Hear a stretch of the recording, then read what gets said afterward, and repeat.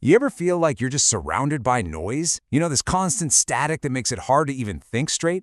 Well, it turns out that sometimes the most important messages, they're not the ones being shouted. They're whispered in little pieces, hidden in plain sight, just waiting for us to put them together. So let's see what we can find.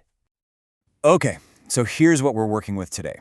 And at first glance, yeah, it's a mess, right? We've got these weird filler words, phrases that don't seem to connect. It's just a jumble.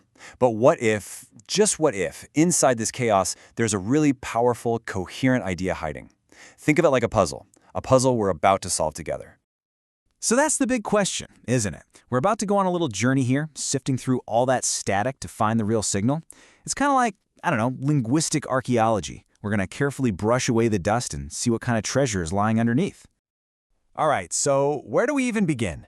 Well, the first thing we got to do is isolate the parts that actually make sense. We need to filter out the noise, in this case those repeated foreign words, and find the core fragments we can actually work with. This is where the real detective work starts.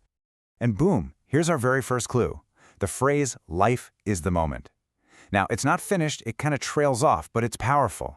This simple little phrase points to a really deep philosophical idea that, our whole existence isn't in the past or the future, it's right here, right now, in the present.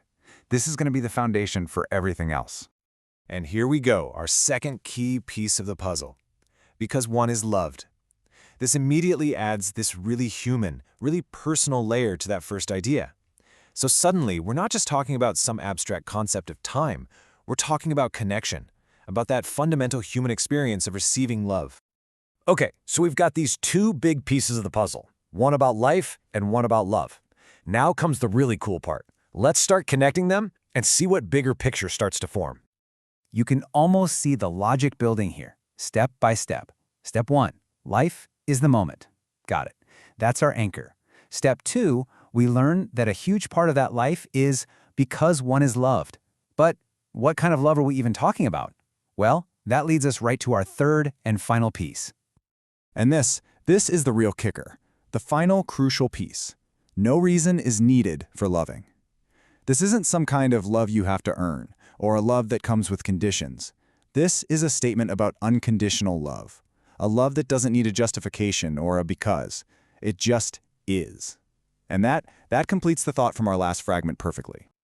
So we've gathered our fragments, we've put them in order, all that noise has faded away, and a clear signal is finally coming through. The puzzle is basically solved, and it's about to reveal the simple, elegant truth that was hiding there the whole time. And there it is. Life is the moment. Because one is loved, no reason is needed for loving. When you read it all together, the fragments create this beautiful, profound thought. It connects this big philosophical idea of living in the now with the incredibly personal experience of unconditional love. It's a message of acceptance, of presence, of grace, and we found it buried in what was once just noise. This whole process, it's not just about some random string of words. It's really a way of listening to the world around us. So what if you tried this? What if you applied this same filter to your own life? If you could just tune out the static, the distractions, the anxieties, all the outside noise, what simple truths do you think you'd find waiting for you? But wait a second. Hold on. There was one last piece we didn't use, wasn't there? The very last two words from our original text, a direct personal address, is you. What on earth does that mean? Well, it completely reframes the entire message. It suggests that this unconditional love, the kind that needs no reason, the love that defines life in the moment, that love is you.